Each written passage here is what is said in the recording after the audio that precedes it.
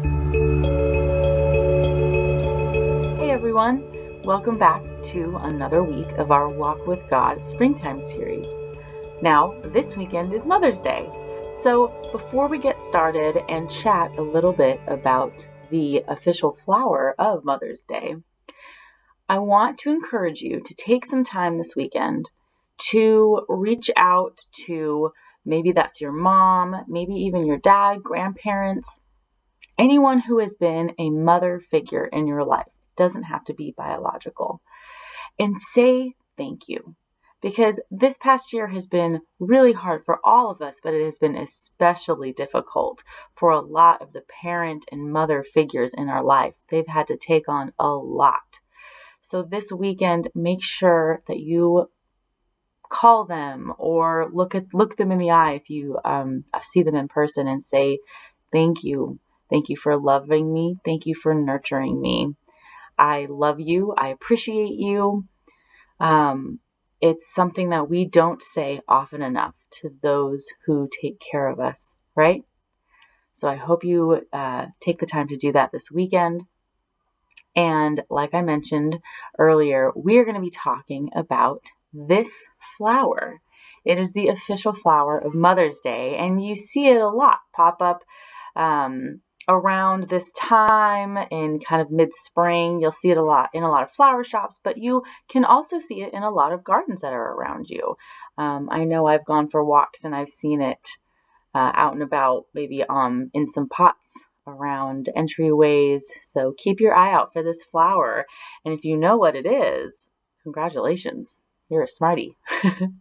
So let's sing a song together, and then I will see you on the other side.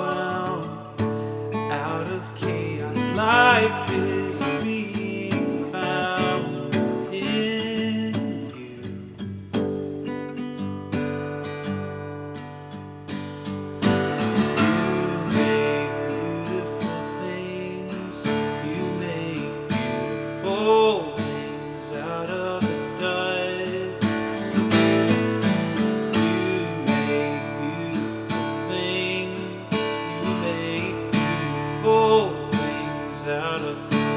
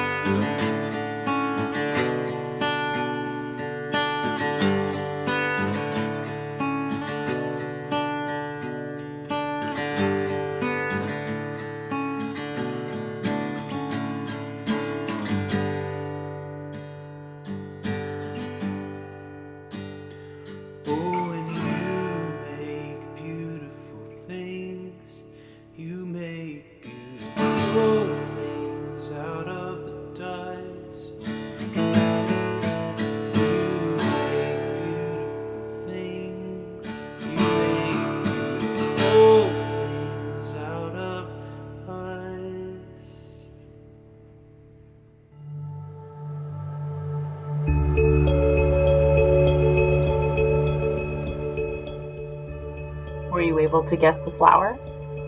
It's the carnation. Now, even if you didn't know the name of this flower, I'm sure you've seen it before. It's a very popular flower, and like I said earlier, it's the official flower of Mother's Day.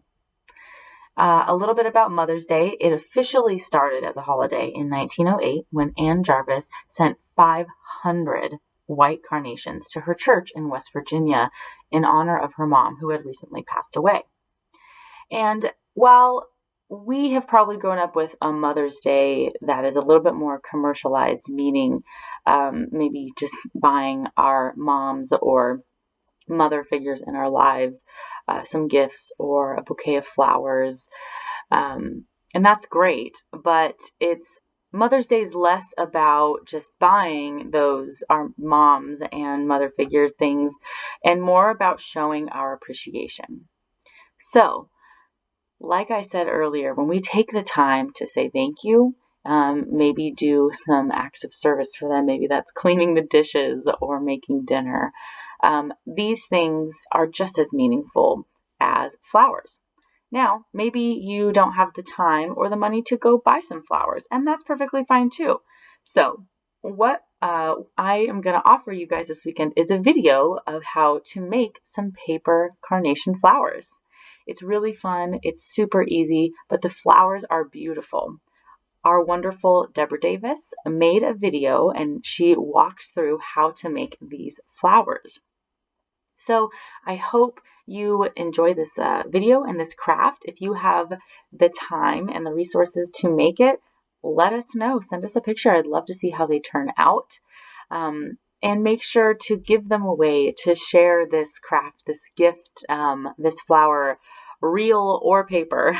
Go share them with your family and your friends, and go put a smile on someone's face by showing your appreciation for them, giving them this gift. Have a wonderful weekend. Stay safe, and I will see you next week. Bye.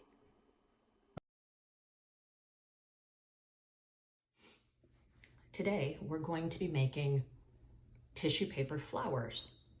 I'm going to be making the 2-color variety, like this. If you only have individual colors, that's fine too. You end up with something that looks a little more like this. Really, you can choose any colors you like, any size you like. I'll show you the different techniques of how to start out. You might end up with some that are bigger, some that are smaller. It all depends on how you want to do it. To start out with, I took, for a 2-color flower, I start with 2 colors. See it here, I have red and green, and I lay them flat. I start by folding the 2 sheets together in half.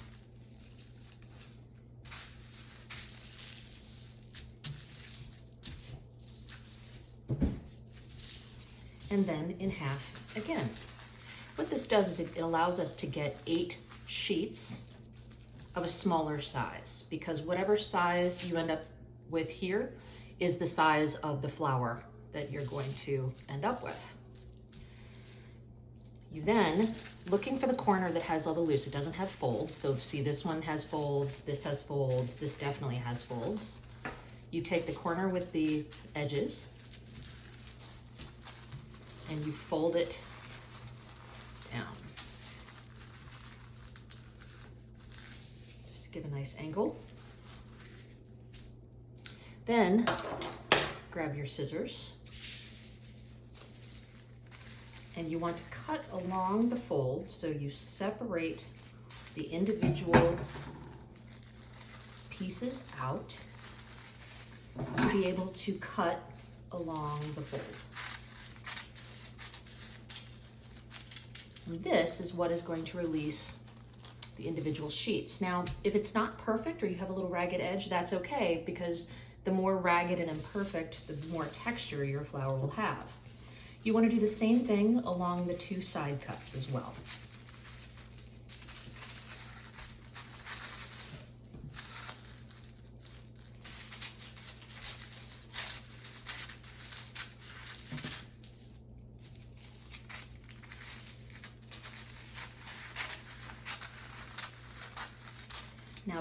next step, so that you end up like this flower with the color on top and the green on the bottom, is separate your two colors so that the green is on the bottom and the red is on the top. Otherwise, you'll end up with it being striped. And that's a good look if that's what you're looking for, but I've done that a couple of times. Make a nice neat stack. Green on the bottom, red on the top. And here comes the easy and fun parts. So with your stack nicely arranged, make an accordion. Go back and forth about 6 or 7 times, or really as many times as you want with a flower. So notice I'm flipping it back and forth so that when I'm done, I end up with an accordion. Again, it doesn't, notice my edges aren't all perfectly lined up, and that's okay. But if I were to undo it, this is what it looks like with an accordion. Now, I grab my stapler. Although you actually could, if you wanted to attach this, I've also done it where you could put a wire or something around it so then you can attach it or easily hang it. But a simple, quick, and easy way to do it is take a stapler right about the middle and staple it. The next step is to shape the petals and then to fluff the flower itself. So one of the ways that I get these nice little pointed edges is if I take my scissors and I cut the 2 corners. I actually this time am going to do a rounded. Requires some good thick scissors for this. And I do both sides.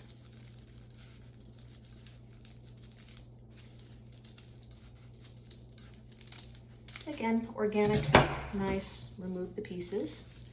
And we're going to begin to fluff the petals. Working slowly, and again, if it rips, it's okay. It's all organic and you can tear off an edge or clip a little bit, but working gently, I take 1 layer at a time and I gently wiggle it up. And you'll see how it begins to stand. Then I take the next layer.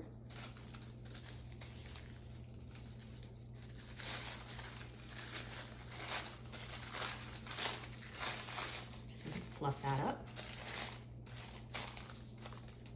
And if you want to, you can take the bottom layer and begin to work that away as well. Oh, see I tore it a little bit? You won't even see that when it's done.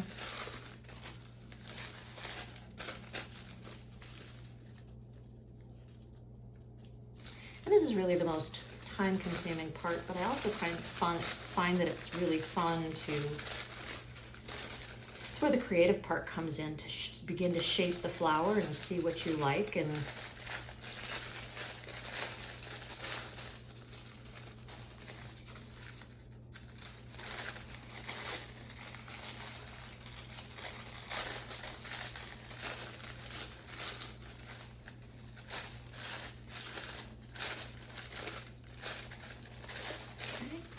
you see, there's the first half of my flower. And you use it a little bit like that. So you begin on the other side to even it up. Again, working slowly, petal by petal, beginning to peel them back from each other. If you have too big of a gap in the center, you can begin to work from down along the leaf to lift it up. And you also begin to see, if you want to do a 3-color flower, if I put a layer of yellow on top of this, then I could have sort of yellow stamens coming out the center as well. Or you could have individual colors, single color flowers too.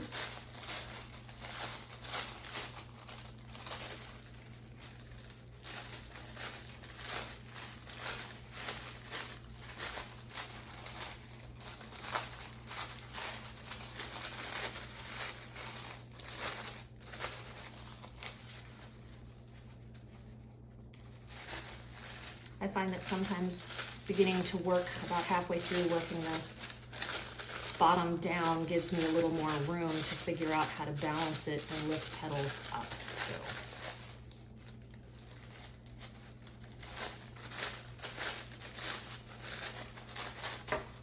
And when I'm done, there we are.